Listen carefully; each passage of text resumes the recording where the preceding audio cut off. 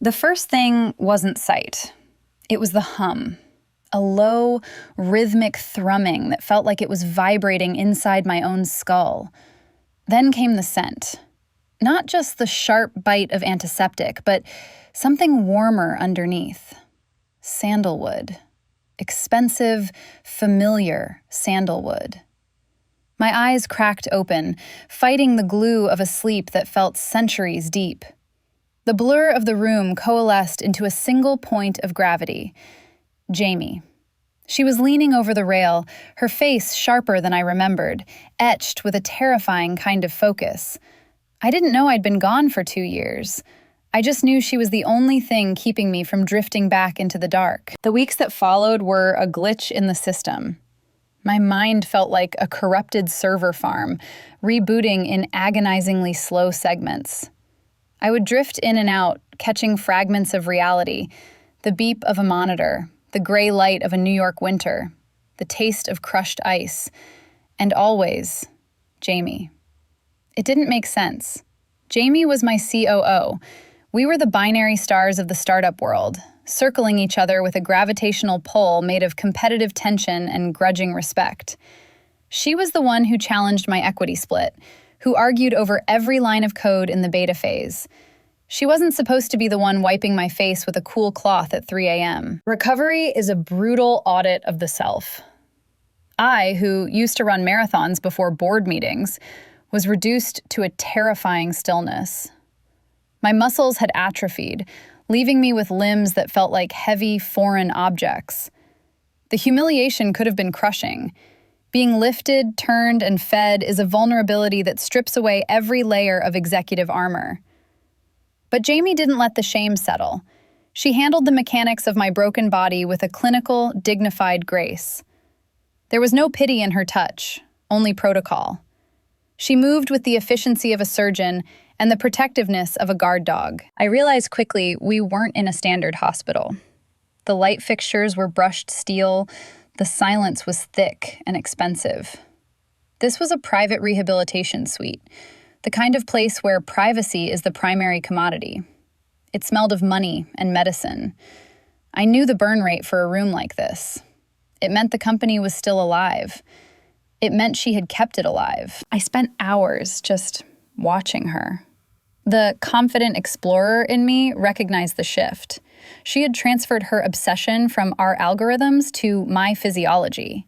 She tracked my vitals like KPIs. She managed the nursing staff like underperforming junior devs.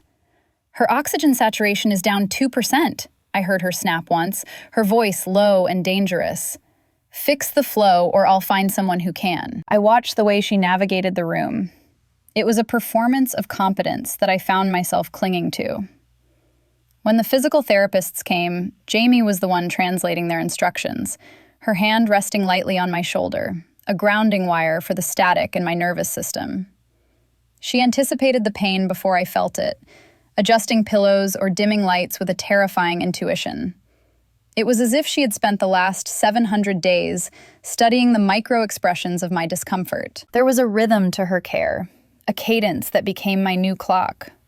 The morning stretch, the afternoon massage to prevent sores, the evening reading where she'd recite industry news while I stared at the ceiling.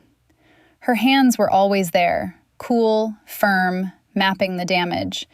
It was intimate, yes, but it felt like a complex merger, a necessary entanglement of assets to prevent total liquidation. Then came the day the machines were unplugged. The silence was sudden and deafening. Jaime stood at the foot of the bed, buttoning a coat that looked too big for her now. "The loft is ready," she said, her voice steady but her eyes avoiding mine. "We're going home." The word home hung in the air, charged and strange. She didn't say your loft. She didn't say back. She said home. And as the wheelchair rolled across the threshold of the clinic, leaving the safety of the monitors behind, I realized the architecture of my life had been completely redesigned without my permission. The elevator doors slid open directly into the living space, revealing the loft like a museum exhibit of my former life. It was pristine, the floor-to-ceiling windows framing the gray Tribeca skyline, but the air felt different. It was still my apartment, yet the atmosphere had been recalibrated.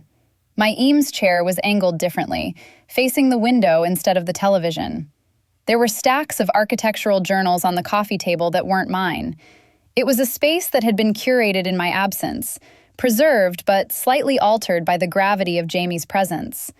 I felt like a visitor in my own sanctuary, a ghost haunting a home that had learned to function without me. The mornings established our new cadence. I used to wake up to the sound of my own alarm and the immediate rush of email triage. Now, I woke to the smell of Jaime's espresso, a dark, heavy roast that permeated the high ceilings.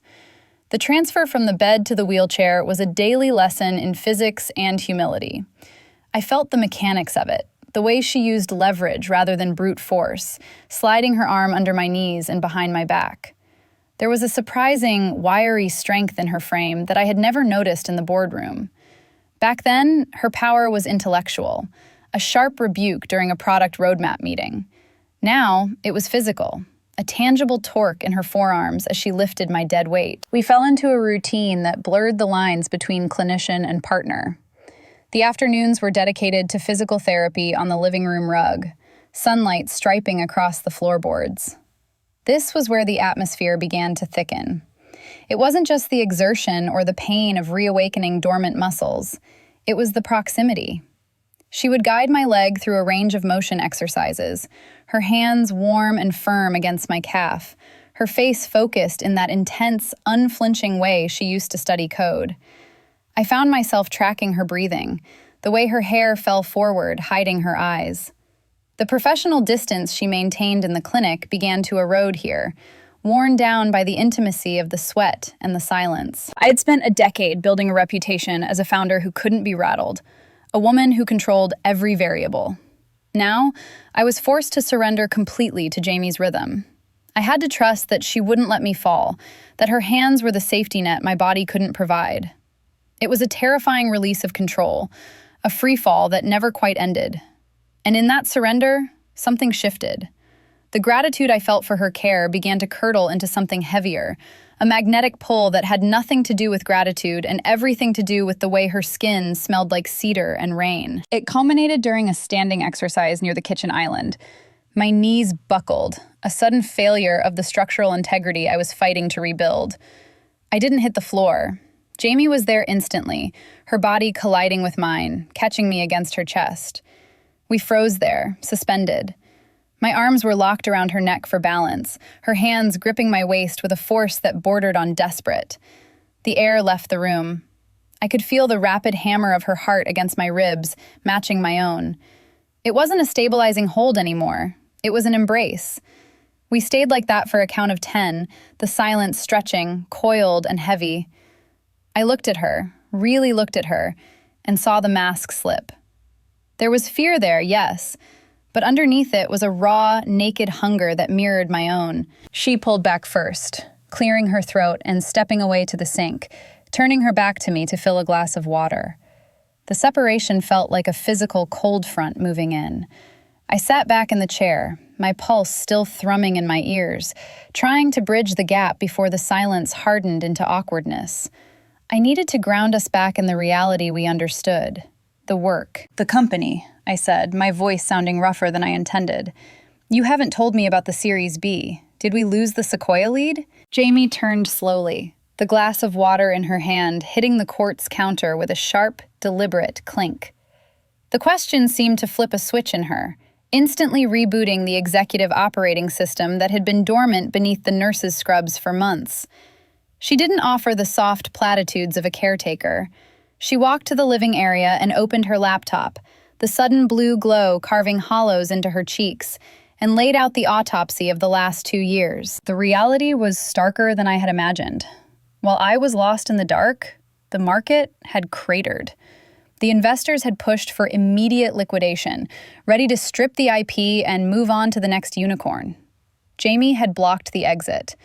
She described the marathon negotiation sessions, the bridge loans she secured by leveraging her own assets, and the pivot in our core algorithm that she architected alone in this very loft at 4 a.m.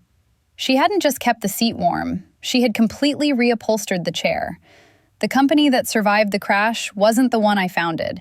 It was leaner, sharper, and entirely hers. I saw this truth in high definition a few days later. There was a quarterly board update scheduled. I wasn't ready to be seen. My speech was still slightly slurred, my movements too jagged for the sharks. So I sat just out of frame, in the blind spot of the webcam. From the shadows of the hallway, I watched Jaime manage the grid of faces on the screen. It was a revelation. The deferential nods from the venture capitalists, the way the room quieted when she leaned forward to emphasize a metric. They weren't looking for me anymore. They were looking at her. I was the ghost in the machine, the legacy code that was respected but no longer essential to the runtime. It felt like a hostile takeover of my existence, yet I couldn't find the anger. I only felt a strange, submissive awe. In the brutal calculus of startups, she had earned the controlling stake. She had acquired my life through pure sweat equity, paying for my shares with 700 days of sleepless vigilance. I watched her close the laptop after the call, her shoulders slumping under an invisible weight. She looked exhausted, not triumphant. She looked like someone who had been holding up the sky for too long and was terrified to let go. When she turned and saw me watching, that mask of competence fractured again. She rushed over, checking my position, asking if I needed water, if the noise had been too much. Her solicitude was aggressive, almost frantic.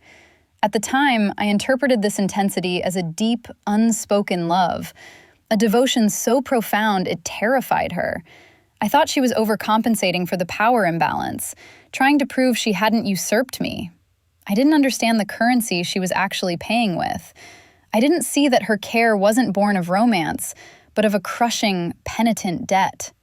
She looked at me not with the soft gaze of a lover, but with the hyper-vigilant stare of someone guarding a priceless, fragile asset she had almost destroyed once, terrified that a single wrong move would shatter me again. That night, the dynamic in the loft shifted again. The business update had, paradoxically, cleared the air. The secret of her success was out, and my acceptance of it seemed to release a valve in her. We weren't just patient and nurse, or founder and proxy.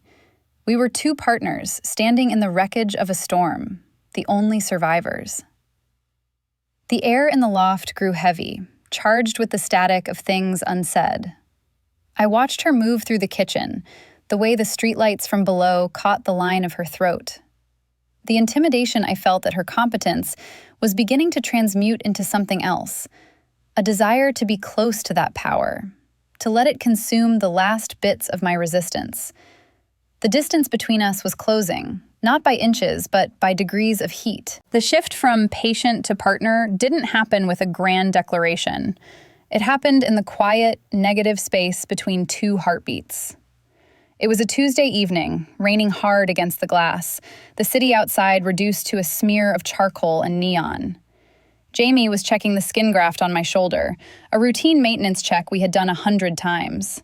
Her fingers were cool, smelling of the antiseptic gel she favored, tracing the raised, jagged line of the scar. Usually, this was a clinical procedure, executed with the detached efficiency of a mechanic checking a piston. But tonight, her hand lingered. Her thumb brushed the sensitive skin at the base of my neck, and the movement wasn't medical. It was a question. I turned my head, catching her gaze before she could retreat behind her professional mask. The air in the kitchen thickened, charged with a sudden, suffocating density. The tension that had coiled tight for months, disguised as dependency and gratitude, finally snapped. I didn't speak. I just reached out with my good hand and took her wrist, stopping her retreat. Her pulse was hammering against my fingertips, a frantic, erratic rhythm that betrayed her stoicism. "Jaime," I whispered. It wasn't a summons. It was a permission slip. She made a sound, half sigh, half sob, and the distance between us collapsed. When she kissed me, it wasn't tentative. It was desperate. It felt like a collision, a release of 2 years of held breath. There was a flavor of panic in it, a frantic energy as if she were trying to consume me to prove I was actually there. We moved to the bedroom. The transition from the wheelchair to the mattress handled not with the usual mechanical leverage, but with a new, fluid urgency. For the first time since the accident, I didn't feel like a broken object being repaired. I felt like a woman being reclaimed. The confident explorer in me cataloged the sensory shift. The weight of her body was a grounding anchor, pressing the phantom floating sensation of the coma out of my limbs. She didn't shy away from the wreckage. She worshipped it. Her hands mapped the topography of my trauma, the long surgical scars on my legs, the atrophy of my muscles, the places where the metal pins now held my bones together. She kissed the scar on my ribs with a reverence that felt almost religious. In that moment, the shame of my broken body evaporated. I felt safe. I felt whole in a way that had nothing to do with physical recovery. This was the merger I hadn't seen coming, the integration of my past self with this new, surviving version, soldered together by her touch. The weeks that followed were a blur of golden, impossible perfection. We existed in a bubble of domestic bliss that felt too good to be true. The company was thriving under her guidance, closing the Series B with a valuation that silenced the doubters. My body was responding to the therapy with accelerated progress, fueled by the dopamine of new love. We were the power couple of the recovery wing, the success story everyone wanted to believe in. But looking back, the signs were there, woven into the fabric of our intimacy. Jaime's love was intense, bordering on suffocating. In the quiet of the night, she would hold me with a grip that was painful, her face buried in my neck, breathing me in like oxygen she was terrified would run out. It wasn't just passion, it was penance.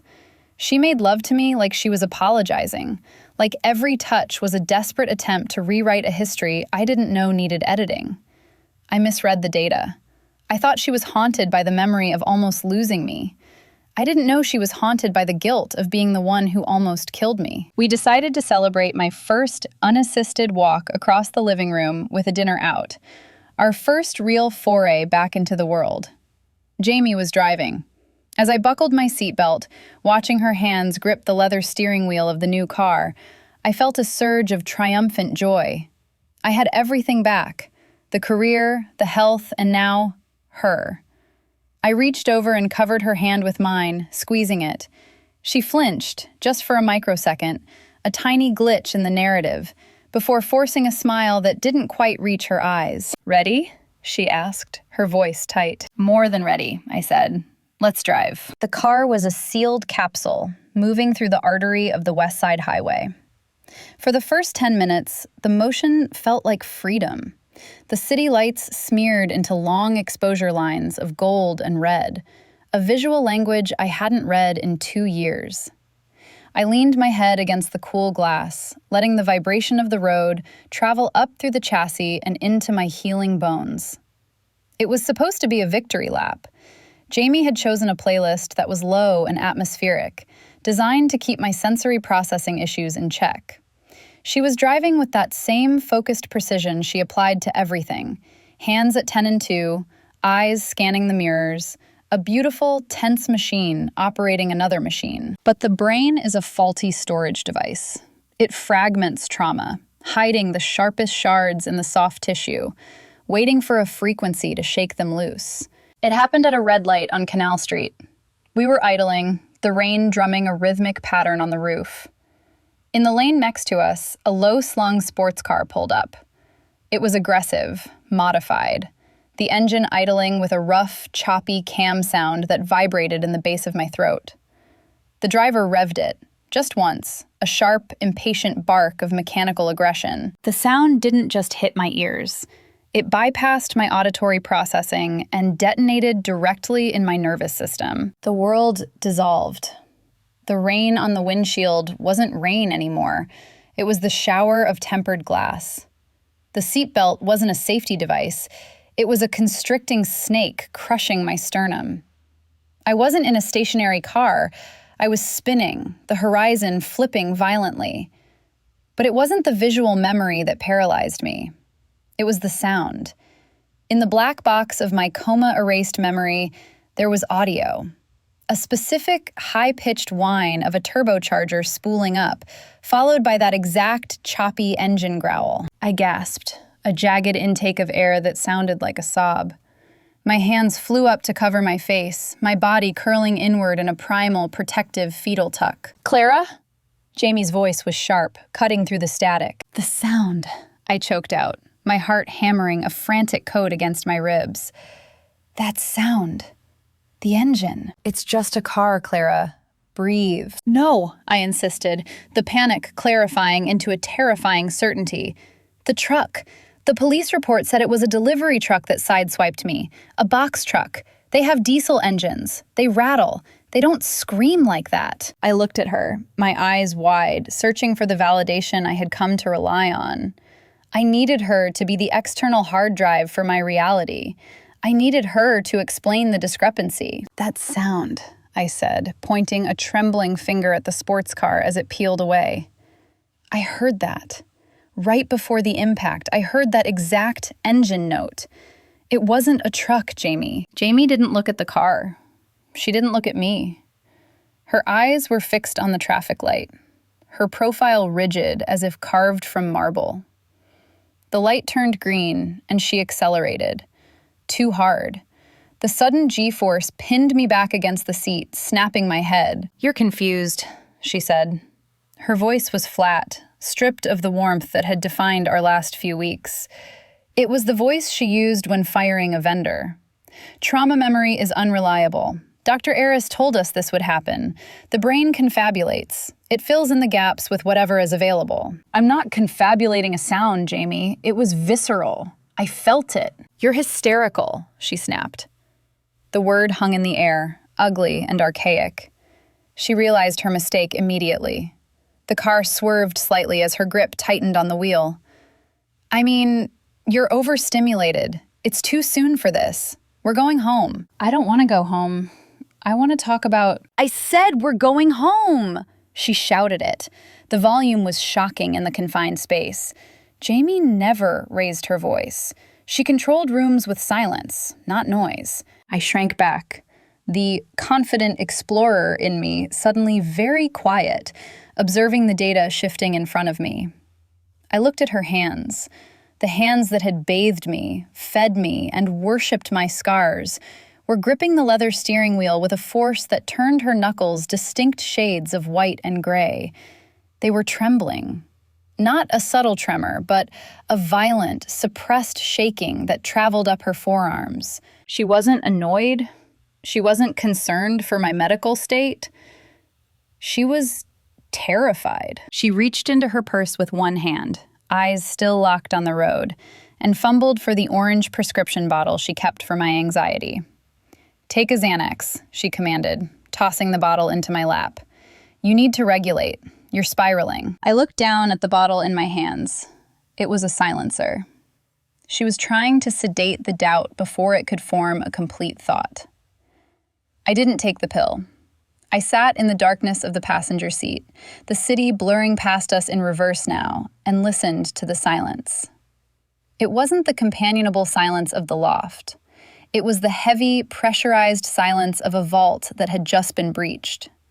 A single, distinct crack had appeared in the perfect porcelain of our life, and through it, I could feel a cold draft blowing from the past. The pill went into the trash the moment she turned off the bedroom light. I lay there in the dark, listening to the rhythm of her breathing, a steady, peaceful metronome that mocked the chaos in my own mind. She slept the sleep of the righteous. I didn't sleep at all. I lay there and organized my thoughts like a project board. Column A, the Jaime who saved my life. Column B, the engine sound that lived in my amygdala. I needed to reconcile the accounts. The next morning, Jaime left for the office early. She kissed my forehead, her lips lingering a second too long, a silent apology for the outburst in the car. "Rest today," she whispered. "Don't push it." The moment the elevator doors slid shut, the resting patient vanished. The founder reemerged. I didn't go to the physical therapy mat. I went to the safe in the walk-in closet. My old laptop was there, a relic from before. I needed a device Jaime hadn't scrubbed. It booted up slowly, the fan whirring with the dust of 2 lost years. I didn't log into the company Slack. I logged into the cloud backup of my personal drive where Jaime had stored the legal files regarding the accident. She had shown them to me once, quickly, on her tablet. A cursory glance. Now, I was performing a forensic audit. I pulled up the police report. It was a PDF, grainy and bureaucratic. I read it line by line, ignoring the nausea that roiled in my stomach at the descriptions of the wreckage.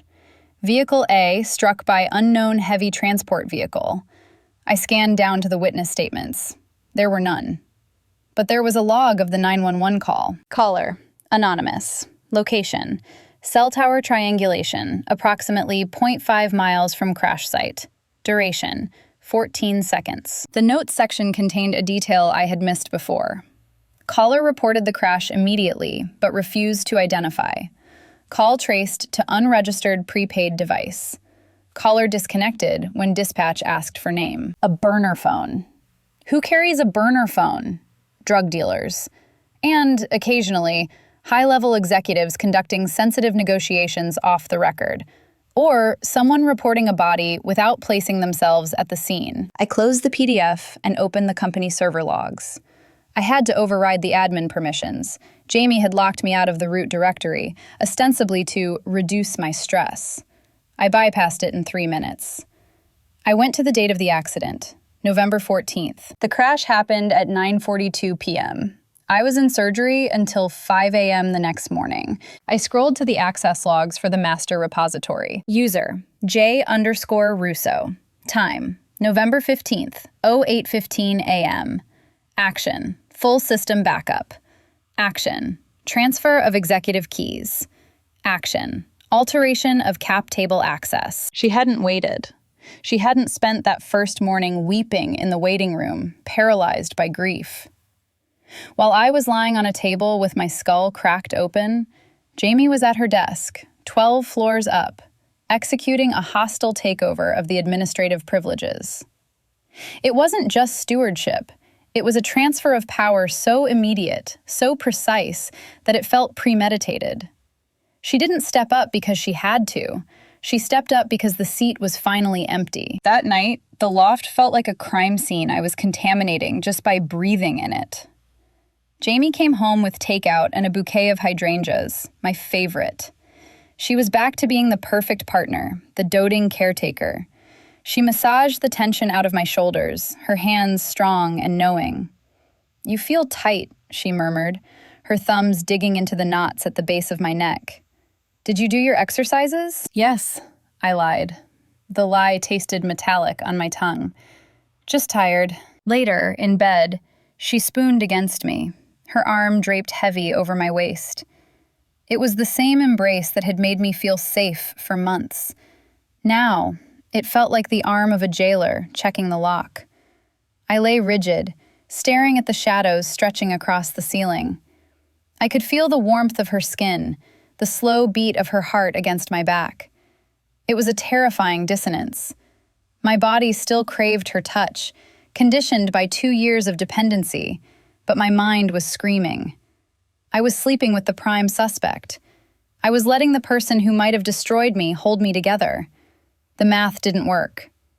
And I knew, with a sickening certainty, that I couldn't stop digging until I found the body. The digital trail was compelling, but it was circumstantial.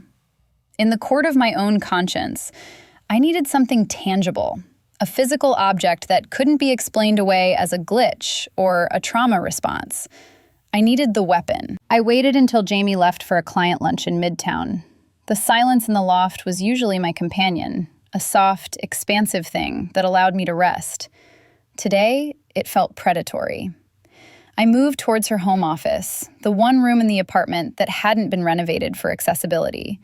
It was Jaime's fortress of solitude, a space of curated minimalism where she handled the messy parts of our lives so I wouldn't have to. The door was heavy, solid oak, a barrier I had respected for 2 years out of gratitude. Today, I opened it with a trembling hand. The room smelled of her, that sharp, clean scent of cedar and expensive printer ink. It was organized with the same terrifying precision she applied to my medication schedule. Books arranged by height, files color-coded by fiscal quarter. I felt a wave of nausea. This wasn't just an office. It was the control room of the architect who had redesigned my existence. I didn't waste time on the desk. Jaime was too smart to leave incriminating evidence in plain sight. I went to the closet, to the stack of banker's boxes on the high shelf labeled Legacy Assets. It took me 10 minutes to maneuver the stepladder, my weakened legs screaming in protest, my breath coming in short, ragged gasps. I was sweating, a cold, clammy sheen that had nothing to do with exertion. I pulled the box down, the cardboard scraping against the paint, a sound that seemed deafening in the quiet apartment. Inside, it was a graveyard of the mundane. Old tax returns, warranty cards for appliances we no longer owned, and a thick red folder labeled Vehicle Maintenance. I flipped it open. My hands were shaking so badly I nearly dropped the stack of papers. I bypassed the service records for the SUV we drove now. I was looking for the ghost. I was looking for the vintage 911 Carrera she had sold 2 weeks after my accident.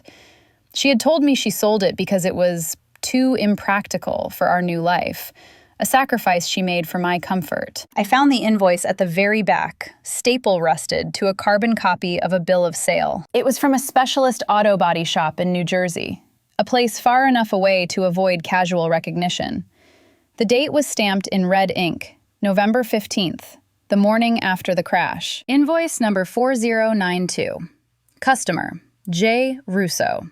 Vehicle, 1989 Porsche 911.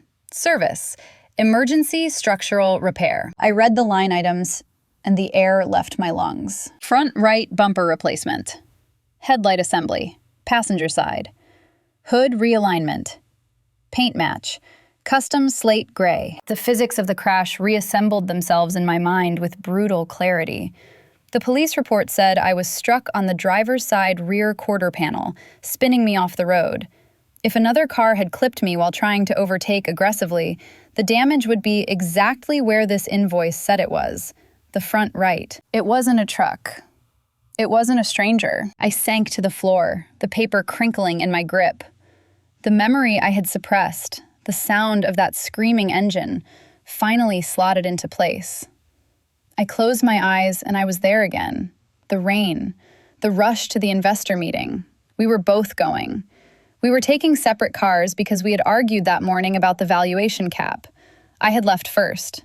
She must have come up behind me, furious, competitive, determined to beat me to the boardroom just like she wanted to beat me in the market. She didn't try to kill me. That would have been cleaner. It was worse than that. It was reckless, arrogant negligence. She had tried to cut me off, to assert dominance on the asphalt the way she did in negotiations, and she had miscalculated the friction coefficient of wet pavement. She had clipped me. She watched me spin. She watched my car vault the guardrail, and then she panicked. She drove away. She made the call from a burner phone to save her own skin, and then, when she realized I survived, she constructed a prison of kindness to keep me quiet. The realization hit me with the force of a second impact. The last 2 years, they weren't a love story. They were a hostage situation. Every spoon of soup she fed me, every time she wiped my chin, every night she held me while I cried, it wasn't devotion. It was guilt. It was penance.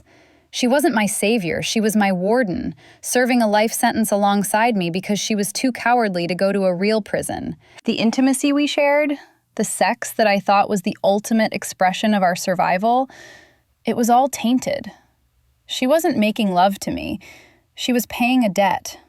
I was the living, breathing receipt for her crime. I was still sitting on the floor, the invoice clutched to my chest like a shield, when I heard the distinct, heavy thud of the front door closing. "Clara?"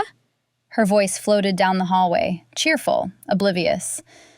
"I picked up that tart you like, the one with the pears." The elevator had masked her arrival. She was home. and I was sitting in the center of her web, holding the one thread that could unravel the entire tapestry. The rain had turned violent against the floor-to-ceiling glass, transforming the loft into a suspended cage of gray light and shadows. It was the kind of storm that isolates a room from the rest of the world, making everything inside feel pressurized and finite. I walked into the kitchen, the invoice trembling slightly in my hand, feeling the paper's edge bite into my thumb. The smell of caramelized pears and butter hit me, sickly sweet, cloying, violent against the metallic taste of adrenaline flooding my mouth. Jaime was at the island, her back to me, sliding the tart onto a ceramic platter. The domesticity of the scene, the soft scrape of the knife, the hum of the refrigerator, the relaxed slope of her shoulders, felt obscene. It was a performance of a life that had ended the moment I opened that red folder. "I got the one from the bakery on Lafayette," she said, her voice warm, oblivious. She turned, a smile already forming on her lips, ready to offer me a slice of our perfect evening. The smile withered instantly when she saw my face. She didn't ask what was wrong. She didn't ask if I was in pain. Her eyes dropped to the paper in my hand, and the color drained from her skin so fast, it looked like a physical reaction to a toxin. The silver cake server clattered onto the quartz counter, the sound sharp and jarring in the sudden silence. She knew. She was too smart to pretend she didn't. The confident explorer in me watched the transformation with a detached, clinical horror. The CEO dissolved, the nurse vanished, and the partner evaporated, leaving behind a terrified stranger with nowhere left to hide. I didn't scream. I didn't have the oxygen for it. I simply stepped forward and laid the invoice on the cold stone of the island, sliding it across the surface until it rested between us like a verdict. "November 15th, I said, my voice steady, terrifyingly calm. "Front right structural damage, slate gray paint match, the exact color of the car that clipped me." Jaime stared at the paper as if it were radioactive. Her hands, usually so steady when managing my IVs or my anxiety, began to shake. It wasn't a tremor. It was a violent vibration that rattled her entire frame. She gripped the edge of the counter, her knuckles turning white, holding herself up as if the gravity in the room had suddenly doubled. "Clara," she whispered. It was a plea, not a name. "Don't," I said. "Don't spin this. Don't manage the crisis. Just tell me, did you look in the rearview mirror?" She flinched. Her shoulders collapsed, the posture of the executive finally giving way to the weight of the truth. "Yes." The word hung there, heavy and suffocating, sucking the air out of the room. "I was angry," she said, the words tumbling out now, fast and jagged, a dam breaking. "You rejected the cap table proposal. You were going to shut me out of the board vote. I wanted to beat you there. I wanted to prove I was faster. I cut the lane. I thought I had clearance." Tears began to spill, unchecked, ruining the perfect composure she had worn like armor for 700 days. I felt the impact, a tap, just a tap. But then I saw your headlights spin. I saw the guardrail give way. And you kept driving. "I panicked!" She shouted it, a raw, ugly sound that cracked her voice. "I was terrified. I thought if I stopped, I'd lose everything. The company, my license, my life. I drove 3 miles before I pulled over and vomited. I called 911. I waited until I heard the sirens. And then you came to the hospital and held my hand." "I couldn't leave you," she sobbed, reaching across the island, her fingers twitching as if she wanted to touch me but knew she had lost the right. "I couldn't go to prison, Clara. I couldn't let the company die. So I made a deal with the universe. I decided I would fix it. I would save you. I would dedicate every second of my life to putting you back together. I thought if I loved you enough, if I healed you, it would balance the scale." She looked at me, eyes red and desperate, begging for an absolution I didn't have. "I didn't plan for this," she whispered, her voice breaking. "I didn't plan to fall in love with you, but I did. And the last 2 years, the way I took care of you, that wasn't a lie. That was the only true thing I've ever done." I looked at the woman I loved, the woman who had washed my hair and learned to read my pain before I felt it. And I looked at the woman who had left me bleeding in the rain to save her own career. They were the same person. The realization was a physical blow, a nausea that rose from my gut. She hadn't saved me. She had just been cleaning up her own mess. Every kiss, every tender moment, every late-night vigil, it was all fruit from a poisoned tree. I looked at the invoice, then back at her. The ink was dry, but the blood was still fresh. Jaime didn't stop talking. She was bargaining now, her voice a frantic stream of logic trying to dam the flood. She spoke about the nights she stayed awake monitoring my breathing, the weekends we spent learning to walk again, the way we had rebuilt the company from the ashes. "Look at us," she pleaded, gesturing to the loft, to my standing body, to the charged space between us. "We built this, Clara. The crash, it was a horrific start, yes, but it led to this, to us. Doesn't that count for something? Doesn't the outcome mitigate the origin?" She was trying to amortize her guilt over the lifespan of our relationship, hoping the equity she'd built in my recovery would outweigh the debt of her crime. For a terrifying moment, I wavered. The confident explorer in me wanted to find a path through this terrain. I looked at her, really looked at her, and I saw the woman who had been my entire world for 700 days. I saw the tenderness in her eyes that I had woken up to every morning. I felt the phantom weight of her body against mine, the sensory memory of her skin that had become my only comfort. The love she was offering was real. I knew that. It was tangible, tested, and desperate. But then I looked at the invoice again. I thought about the silence in that car, the 3 miles she drove away while I was bleeding into the asphalt. I thought about the 2 years of lies, the calculated omissions every time I asked about the accident. Every kindness she had shown me was a brick in a wall she built to hide the truth. "It counts," I said, my voice sounding hollow, like wind moving through a ruined building. "It counts that you saved me, but you only saved me because you broke me first." I stepped back, putting the island between us. The physical distance felt necessary, a quarantine zone. "You stitched me back together, Jaime. You did an incredible job, but you used infected thread. You can't heal a wound when the person tending it is the one holding the knife. Every time you touched me, you were covering your tracks." "I can fix this," she whispered, stepping forward, her hand reaching out. "We can go to therapy. We can—" No. The word was absolute. It wasn't an emotional reaction. It was an executive decision. I felt the steel reinforce my spine, the old founder instincts overriding the lover's grief. "This isn't a relationship anymore. It's a liability, and I am liquidating it." Jaime froze. The business terminology hit her harder than a scream would have. She understood the language of termination. "You're fired," I said. The words tasted like ash, but I forced them out. "Effective immediately. Your access to the company servers was revoked 5 minutes ago via my phone. Security will box up your office. You have 1 hour to pack a bag and leave this apartment. I will have the rest of your things sent to storage." "Clara, please," she choked out, the tears flowing freely now. "Don't do this. I love you." "If you loved me," I said, my voice trembling for the first time, "you would have stopped the car." The truth of that sentence hung in the air, unanswerable. Jaime's face crumbled.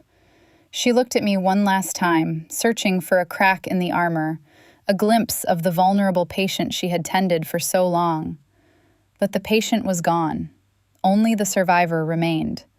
She turned, her movements slow and heavy, and walked to the bedroom. I stood in the kitchen, listening to the sounds of her packing, the zip of a suitcase, the rustle of clothes, sounds that marked the dismantling of the life she had constructed for us. When the front door finally clicked shut, taking her energy and her guilt into the hallway, the silence that rushed back in wasn't peaceful. It was the deafening, ringing silence of a sudden amputation. The silence that followed wasn't empty. It was heavy with the density of things reclaimed. For the first time in 2 years, the loft didn't smell like Jaime's espresso or her cedar perfume. It smelled of rain and cold air, a sharp, sterile scent that felt like a reset button. I didn't sleep that night. I sat in the Eames chair, watching the sun bleed gray light over the skyline, feeling the phantom ache of the space where she used to be. It wasn't just a breakup. It was an exorcism. I had to scrub the code of my life clean of her syntax, removing the corrupted files of a love that had been nothing more than a glitch in her conscience. Returning to the office was a physical act of dominance. I didn't take the wheelchair. I took a cane, a sleek black carbon fiber rod that clicked against the marble floor of the lobby like a metronome setting a new tempo. The whispers stopped when I walked in. The team looked at me with a mixture of awe and terror. They knew Jaime was gone. Her office was already being packed into cardboard boxes by security, but they didn't know why. I didn't offer explanations. Leaders don't justify the removal of necrotic tissue. They just survive the surgery. I walked past her empty glass office without turning my head, my gaze fixed on the horizon of my own desk. The board meeting was the final test. I sat at the head of the table, the seat Jaime had kept warm for 700 days. The investors looked nervous. They had invested in her competence, in her stability. They saw me as a risk, a founder returning from the dead with a shaky hand and a gap in her resume. I didn't try to charm them. I laid out the new roadmap. I dismantled Jaime's conservative projections and replaced them with aggressive, high-risk targets. I spoke with a voice that had been tempered in the fire of betrayal. I wasn't the same founder who had left 2 years ago. I was harder. I had learned the ultimate lesson in due diligence: trust nothing that you haven't audited yourself. The physical therapy sessions were the hardest part of the transition. I went to the gym alone now. There were no encouraging whispers, no hand on my lower back to guide the movement. It was just me and the iron. I pushed the weight stack, feeling the resistance burn in my atrophied muscles. It was heavier without her, infinitely harder. But every rep belonged to me. There was no debt attached to the sweat. I was reclaiming my body inch by inch, not as a project managed by a guilty conscience, but as a territory I was exploring for myself. But the victory was cold.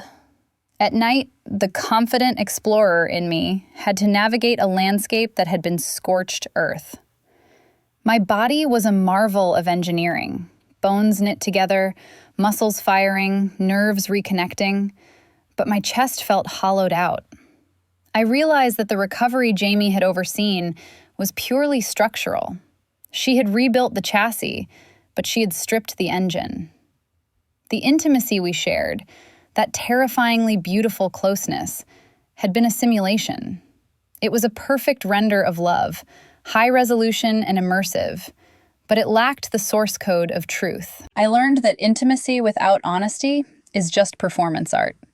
It's a play where one person knows the lines and the other is just improvising in the dark. I had been the audience to her one-woman show of redemption, mistaking her guilt for gravity. The pain of her absence was real, a sharp, phantom limb syndrome that woke me up at 3 a.m. reaching for a body that wasn't there. But it was a clean pain. It was the pain of healing, not the dull ache of a sickness being managed. I stood on the balcony a month later, the wind whipping my hair across my face. The city below was a grid of moving lights, millions of lives intersecting in the dark. I looked down at the street where, somewhere in the distance, a car engine revved, a sound that used to paralyze me. Now, it was just noise. I wasn't a patient anymore. I wasn't a victim of a tragic accident or a beneficiary of a miraculous recovery.